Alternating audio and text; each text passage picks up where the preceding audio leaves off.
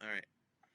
All right, hello, race fans and hot rodders. I am here with a good friend that I haven't talked to in way too long, Daniel Lobell. And Danny, what have you been on? 50. We were just talking about this. We have your magazine here, Yeah.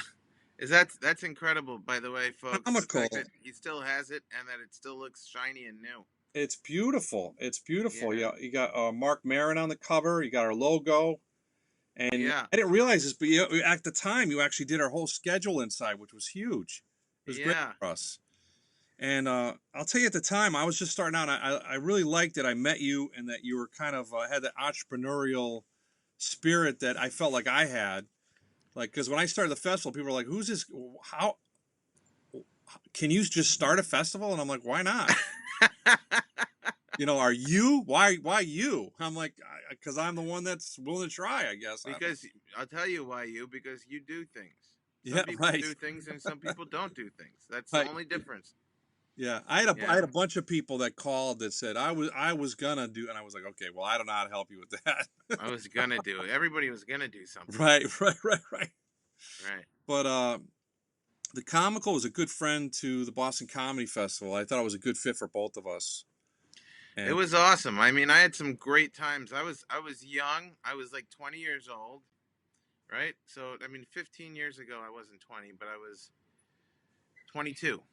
okay, So pretty young. I mean, I was like 19 when I started that magazine. So, I was 22 years old. I was drinking like a maniac.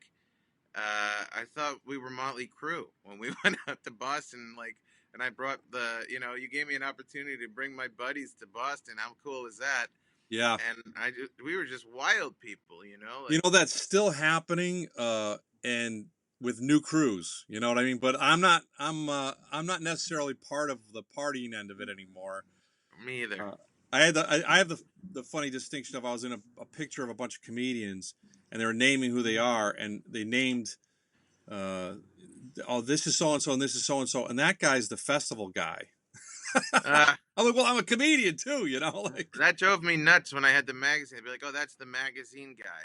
And I'd be like, I'm a comedian who wanted to make something. Like now I'm not a comedian to you anymore.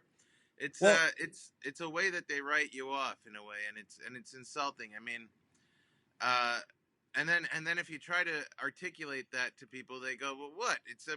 You do that. It's a compliment or yeah, but they're not. Now they've taken me out of like I'm just one of them who's doing something else cool, and I'm trying to like share it with them.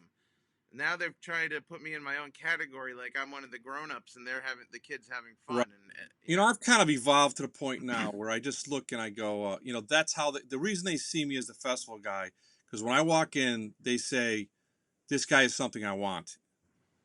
So that's how yeah, they remember me. This is the festival guy. I want to do the festival. yeah, that's right. But it's kind of funny because as now I'm talking as an old dinosaur, I see we used to watch every show, watch every comedian. Right. And, maybe they do, but it seems to me more now they watch people that have a hit podcast or something else, and then they're back on their device, kind of feeding back into their own social media. Right. It's Which a is just shame. different. Actually. It's just different than the way I came up. I think it's worse. I don't think it's just different. I think it's look, there was never a lot of respect for the art, I had the fortune of interviewing George Carlin a few times. One time for a magazine that we put out together.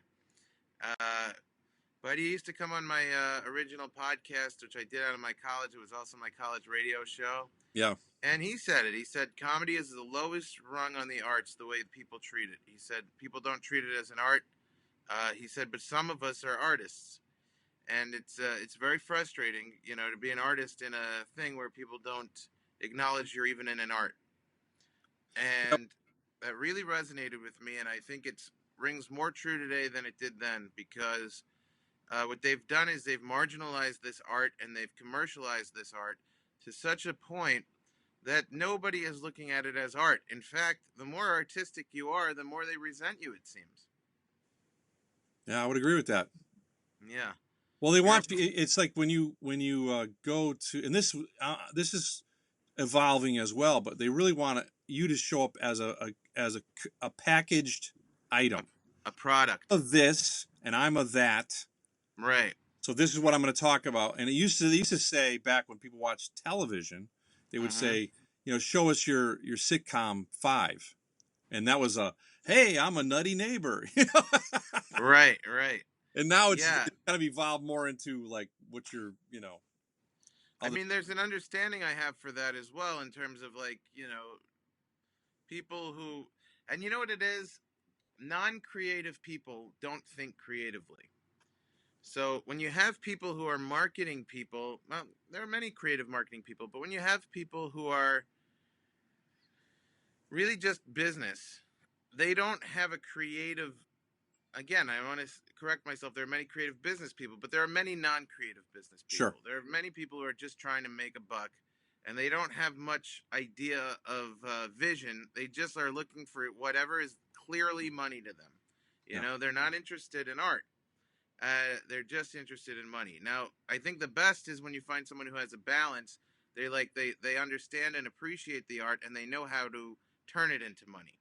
Like that's, I think, could be said for people like George Shapiro, who like saw Andy Kaufman and was like, "This is art. This is interesting, and it's something you'd normally package and market, but I know what to do with this." That's a rare thing nowadays. Yeah, It's that's more like what you were saying, like where people look for the obvious thing, and the obvious thing is never the interesting thing. right. It's funny. You just reminded me of I went to Montreal Comedy Festival a million years ago, before Jerry Seinfeld had his sitcom, Wow. and then the next year he hit with his sitcom, and I went back to Montreal, and I won this thing. It was called the Ha Network that predates Comedy Central. Really dating myself. Wow. Yeah. But I was with a bunch of the Ha Network people, and there was this act on stage, and he was really animated, and I was amazed by like how funny he was, very physical. I Mm-hmm. said, "This is the guy you guys should go after." And I Uh-huh. the guy was a Ha Network guy or an agent or a manager, and he goes, "Well, what would we're looking for the next Jerry Seinfeld. What would we Uh-huh. do with this guy?" Like, it's like you just found Jerry Seinfeld last year. There isn't a whole boatload of Jerry Seinfelds out there. All Why right. for another Jerry Seinfeld? This guy's great. You know who that guy was? It's Jim Carrey. Wow.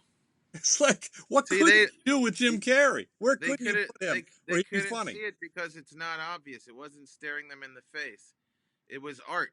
And people, these same people, I imagine, go to an art museum and they walk by all the greatest paintings of all time and they go, aha, and they're on their cell phone. It's like those are the same people who sit in a comedy club. And what's happened to comedy is very sad on two fronts. One is that it's become hyper commercialized, and two, it's become hyper politicized. Yes. So it's become like you have to be a marketable political activist with the right talking points.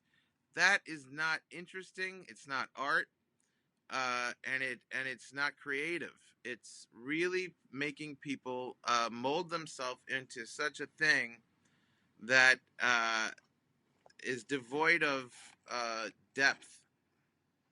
And it hurts the development of comedians because I guess the really good ones are still trying to be original. I remember coming up, the big thing was find your voice, find your Yes. voice, Yes. Me too. right? Uh, it wasn't conformed to this voice. It wasn't.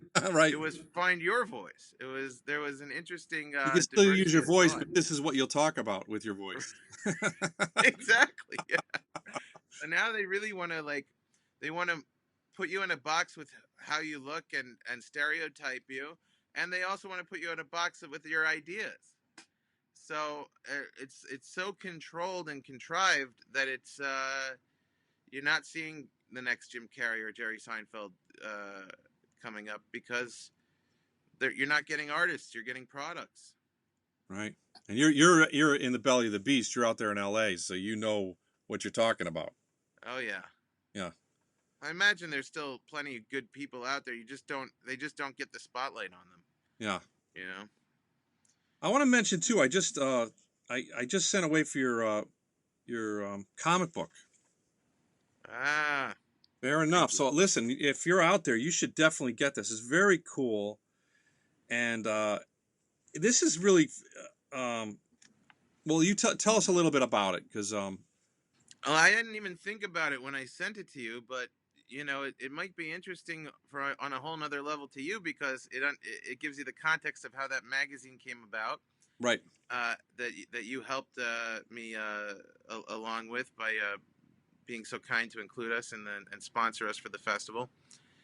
But also, you messaged me, and I thought this was just amazing that you were also a big Harvey Pekar fan, and that he Yes. inspired both of us. And I always felt like a little bit of a kinship with you, and now I feel more so. Yeah, it's the Harvey Pekar thing was really funny too. And there was a thing in there about you talked about a horse race. There's a horse race journalist named Jim McHugh. Wow, So when wow, Google's alerts thing, so every time a horse race comes up, like I see if I get a local Jim McHugh is performing at the uh, Gotham Comedy Club or wherever it is that I'm performing. It's probably not Gotham Comedy Club. It's just the one that could popped. be. Yeah. But I'll have that, and so the alert will come up. But then I'll see under it will also be Jim McHugh at Preakness or something. He's as the reporter, photojournalist. Yeah. And then you had a thing where you had you tell the story. Well, I think people won't realize why I find this so amazing until I explain this. But there was a horse named Daniel Lobell, which is my name, Daniel Lobell, and I changed it to Danny for many years because this horse was just kicking ass. It was doing so well. Had a better That age than you. yeah, it occupied all the Google listings. Like if I told people look me up, I'm a comedian. They have to go to like page 2 on Google because the horse was just a superstar racehorse. So I changed it from Daniel to Danny, and then finally the horse's career ended. He went to retirement. I think he's dead now. I'm sorry to say. And so I was able, and then Google faded away, and I was able to reclaim my birth name. But I could never compete with that horse. And then I put it in the comic book. This kind of interesting cosmic thing was I had this great connection I felt with Harvey Pekar. We wound up becoming friends. And one of the things that was interesting when I was like thinking about reaching out to him is when I put in my name, Daniel Lobell, the racehorse, tied a race with American Splendor, the racehorse. And I was like, okay, that I took that as a sign. But the fact that you're connected in the Pekar and the horse end of things with the same name announcer, Jim McHugh could have been announcing Daniel Lobell. That's right. That's right. Yeah, that's really interesting. Yeah, no, you could have been announcing the tie between American Splendor and Daniel Lobell. Wouldn't that be weird? and it's funny. I'm working on like kind of a graphic novel. I'm doing like short stories and jokes in it that because I originally had a million jokes I wrote, and I did want to write a joke book because it just so I thought I'll put them in more like comic book form. Yeah. And I was a fan of Harvey Pekar, but it's not exactly that. But one of the things that hit home was you in your comic book talking about, wow, I wonder if I could call Harvey Pekar. Like you actually, I don't know if you had still there was Yellow Pages or whatever there was. However you found him, he answered the phone. Yeah. Finished one of my stories was when I started the festival, like a year or so before that, or whenever I opened for or middled for Lewis Black, and he was great and he's amazing. And then but it was just kind of leaving being the top club act, just starting to do theaters at that point. And he wrote at the end of the week, and the amazing thing about Lewis was he said, "Listen, it was great work with you. If I can ever do anything for you, call me." Wow. And so I stuffed that number in my wallet and never thought I would ever call him again. And then years later, I was trying to do the festival, and as a guy who started up your own magazine and stuff, I'm putting stuff on my credit cards. I partner out for like $1 by taking over the debt. I mean, it wasn't on paper we were doing great, but I was very struggling to pull this off. I was absolutely, yeah. And another level of that was there are big producers in Boston. It's a big market. So it was very hard for me to break through that to get national acts. So I called Lewis. I pulled that number out of my wallet and I called him, and he's like, "Yeah, I know who you are. Yeah, I think it's a great idea." I'll do it. That's It's just wonderful. amazing that and when you said you called Harvey Pekar and he was in, and I saw that he actually wrote in the episode of this magazine that was the Boston Comic Festival. Gave you one of his short stories to help you out. Yeah, he did a bunch. It's interesting that you have that magazine and the comic book, so you could reference one to the other, and Right. it checks out. But yeah, he gave me his comics to run. He said, "Here's some comics nobody's really seen. Run them." You know. And you probably had to go through a lot of the same stuff that I did. Like I had to explain to people what a comedy festival was. When I was going around Boston talking to clubs and people about sponsorships and stuff, they'd say, "What's a comedy festival?" And I Yeah, said, I never had to explain what a comedy festival was. "Yeah, well, I did." And then yeah, but you had to explain what a No, comedy I know what you. magazine was. I know what you meant. Yeah, I know yeah, what you yeah. meant. And then I'd say, "You're doing a comedy festival," and they'd say, "Why? We have a comedy club. Why do you have to do a festival?" Right. Yeah, yeah. Yeah, the thing with the magazine too, people thought so. So you're a news organization? I go, no, no, no.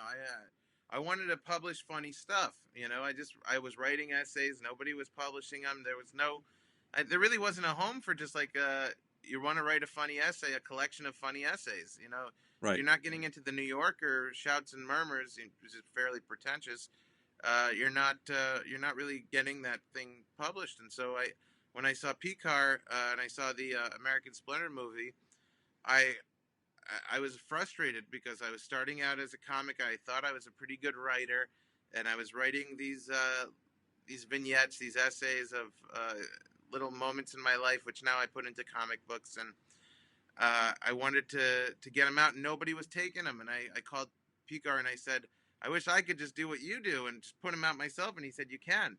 And I took him up on the challenge and I did it, which is how I know you ultimately. And I wound up meeting so many cool people like that. And then it was like you said, people didn't know what I was going for, what I was doing. They're like, so what do you want? You're like that. You want to be the news? I'm like, no, no. And then these other ones came around like Punchline Magazine and Two Drink Minimum. I don't know if you remember those, but that's more or less what they were doing. But what I was trying to do, and I put in one page of news every time because I got pressured by people and they said, if you want to get advertisers, cover the comedy scene a little bit. And I really had no interest to. I figured let the comedy scene be the comedy scene. I just want to publish. This is art. This is like, you go to a comedy club, you see stand up, different acts. Here you go, you open the Comical, you read articles from different acts. That's what I wanted it to be. Do you think it's? I mean, and I was revisiting this particular episode or version Yeah. this magazine that you did, this one, and you had Mark Maron, you had Patrice O'Neill, you had a lot of great acts that gave you content. Were they? Do you think they're more accessible then, or would they be more accessible now? Now that we're into blogging and podcasting and all this whole new realm of Yeah. media. I think it's a good question. I think they're probably more accessible now, but less likely to do it because they're inundated with requests because they're more accessible now.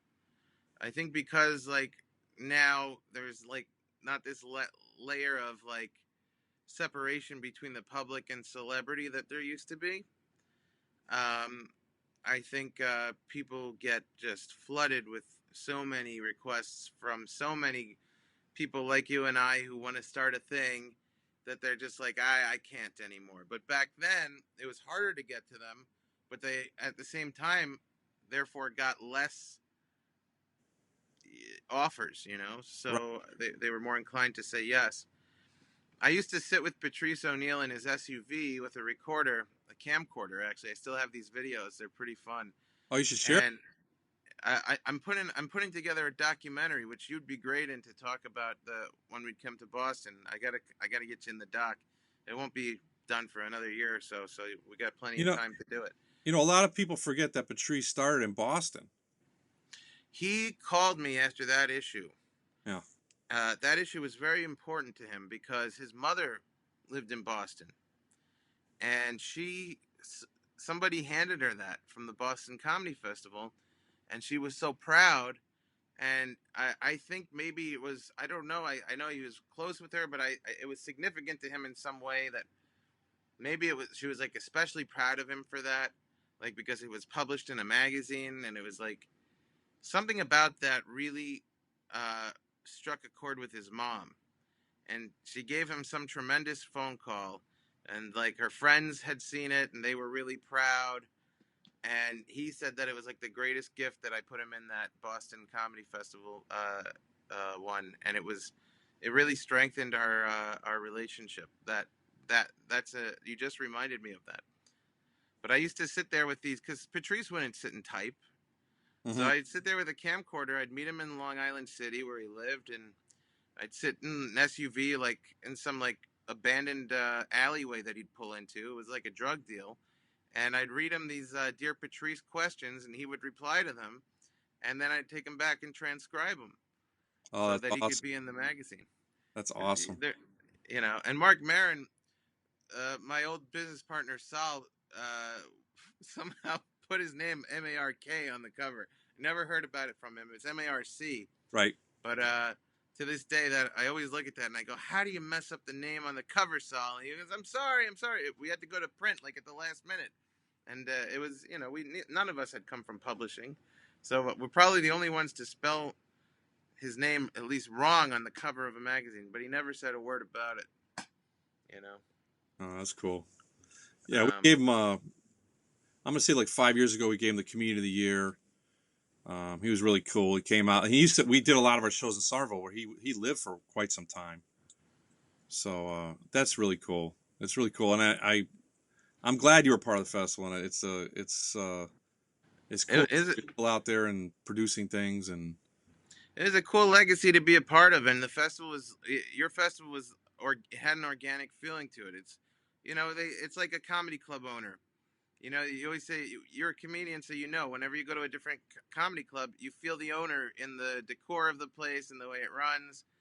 And I think it's true for anything you put out. I think the comedy festival you put out reflected you, which was like it had a rawness and an organic feeling to it. It didn't feel glossy and shiny and impersonal. we So couldn't that's afford any of those things. well, it's my compliment to you because I felt it felt so cool. You know, it was like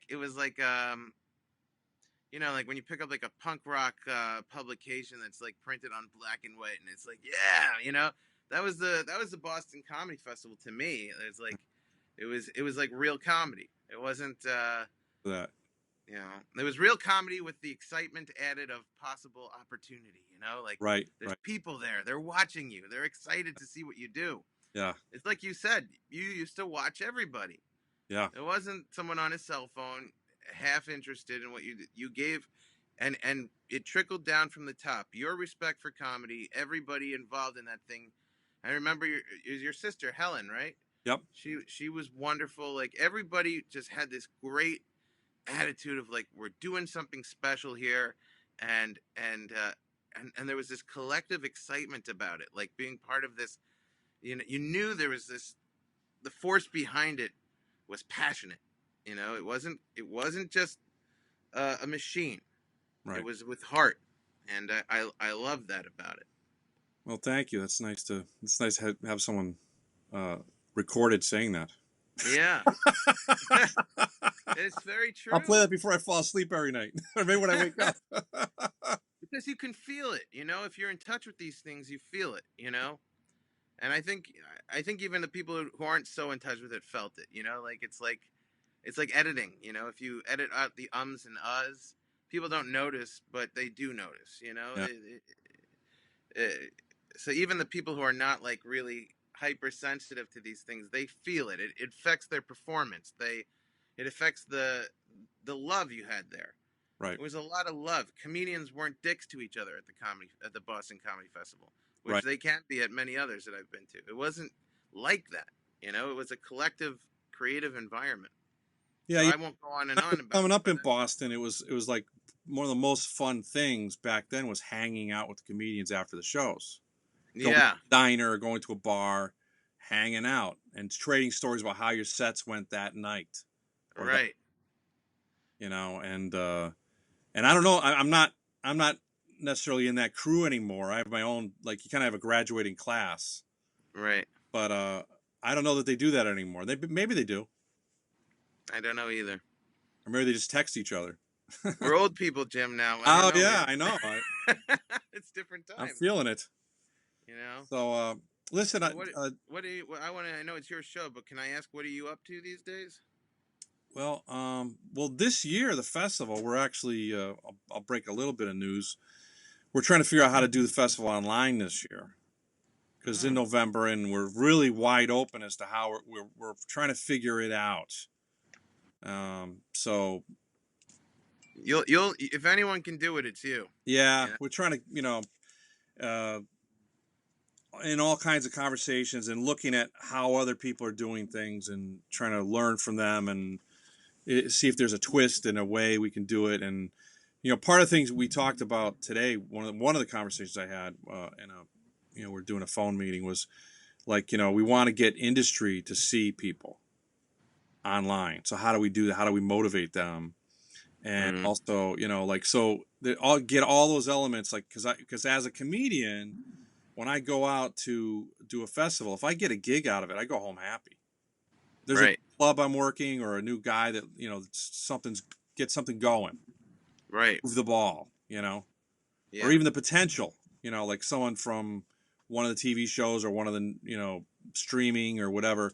If they're in the room, at least there's a little bit of like, well, maybe I can get something going here. I think that's why you go to festivals, and you want to also learn from what are other people's doing. Like, um, everything's evolving and changing so fast now that you want to lock in all that, and that's a great way to lead into, like, I wanted to ask you what you're doing now, and how do people find what you're doing, and where you're at.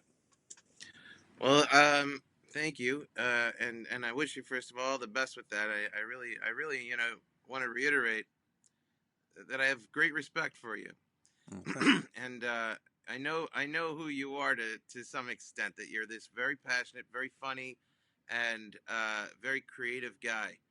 And you're not just the guy with the festival. So don't ever forget that, Jim. If this is I don't know. I talk to you once every 20 years, so who knows Right. when I'll ever get Well, to I say still that. make the majority of my living doing comedy. That's where most of my Right. income comes from, not the festival. I know, People but don't the know that, fact but that you made that festival, you could do anything, yeah, and it's easy to forget that as you get older. yeah. But that same spirit in you, that creativity that made that Boston Comedy Festival from nothing into that really special and in my opinion magical thing, you can do that with anything. And like I'm excited to read your graphic novel that you're putting out, and that's it. You're a creative, and you're not. You just keep making things, and they will be special because they've got you behind them. Now I'm Um, not going to wait 15 years before I call you again. Every 15 minutes, tell me about me again. well, no, it's true because I never got the opportunity to tell you this stuff, so it may seem sentimental to folks, but I No, have I no like you're agenda. being, yeah. I've got no agenda. I just want to let you know this while I have this chance. So um, I just say that because I know people are thinking. They hear you say these things. Maybe you're sucking up, but I'm not. They might not know, but um, yeah, man, I'm proud to be your friend. I'm proud to be on your show. And me, Uh, I'm a yeah, fan of yours as well. I appreciate that. Um, that's one of my accomplishments that I feel that, it felt great that you bought my comic book. I'm putting out another one. That'll be the third, fair enough. It's all done. You'll love it, actually. Do you ever read Tintin or Tantan? It was from the Belgian comic creator Herge. Spielberg even made a movie which made it seem more mainstream in America, but in Europe it's huge. Tintin, it's like the adventures of a boy journalist and his dog. But I grew up on that stuff because I have a Scottish mom, and I spent a lot of summers in Scotland, and I used to get all the European comic books. So you'd love Tintin. I recommend it for you, and you can get them on Amazon. But I always wanted to make a Tintin or in the style of Herge comic book. It's a very specific, like French Belgian looking thing, and and I had this story which I think you'll really enjoy, and I'll let you read it in depth when it comes out. I'll send you one, but I'll give the listeners a taste. It was I always wanted to meet Jonathan Winters. He was a hero of mine, and for years I tried to make it happen. And actually, Paul Provenza tried to help me with it a few times, and it didn't work out. And I kept thinking it was going to happen, and the years were going by, and Jonathan was in his 80s, and I woke up and I'd moved from New York to LA, and I said to Kylie, Jonathan lives in Santa Barbara. Who knows how long he's got left? I hear he's not in good health. I really want to meet him. I feel like he's got a message for me. I had that inclination. I said I gotta seek out Jonathan Winters. She said, how? I said, let's just go to Santa Barbara and see if the universe can make this thing happen. I will meet Jonathan Winters. And I got her to agree for our anniversary. We went for a weekend to Santa Barbara. And so the comic book is that story and what unfolded, and it's pretty cosmic stuff. And it's all done in the style of a Tintin. So that's the third one that's coming out of Fair Enough. We just connected again because Jonathan Winters is my favorite comedian of all time. I met him twice. Really? Yeah. So I'll just put that out there, but love Jonathan Winters. Yeah, me too. Wow. Yeah, we have a lot in common. He gave me a sketch and he signed the book that he wrote and is like was the funniest human you're ever going to meet. He was in a different character. If you walk from one store to another or in or out of a restaurant, he would change. All right, I'm gonna share this. I didn't want to say too much from the comic, but you're gonna love this piece, and I wrote about it. So I had 1 day out of the weekend to find Jonathan. It was like the closest I've ever come to being a stalker, really. But I stood on the street. I went to the main street in Santa Barbara. I had no leads, nothing, and I just stood on the street. And that's why I've made it like a Tintin also, because it's like an adventure detective story. Yeah. But I stood on the street and I literally watched people walk past me in this thoroughfare, and I said, sort of like casually, like I was like selling watches, and I said, hey, do you know Jonathan Winters? And people just walk by, and then somebody said, the comedian Jonathan Winters. I said, yeah. He said, it's funny. I saw him a few months ago in an antique shop up the block. So I said, really? Where? He tells me exactly where to go. I said, well, that's a lead. And I knew that Jonathan collected antiques, and I said, I should have thought of that. So I went to this antique shop, and I said, hey, I'm a young comic. I always wanted to meet Jonathan Winters. I know he lives in Santa Barbara. Can you help me? And this guy says, I don't know who that is. And I said, well, I hear he comes here. He says, I don't know who comes here. He said, do you have a picture? So I went on my iPhone, and I went on Google Images, and I pulled up a picture of Jonathan Winters. I said, hey, take a look. And the guy goes, this guy's a comedian? I said, yeah. He says, that makes a lot of sense. I said, why? He says, this guy, I just thought he's like a local nut job character. He said, he comes in here. One time he came in dressed like a plumber in a whole plumber outfit. He says, talking to me about plumbing stuff and everything. He says, another time, this same old man, he comes in here dressed like a firefighter. And he's telling me he just came from a fire. I was like, who the hell is this nut job? And where's he getting all these outfits?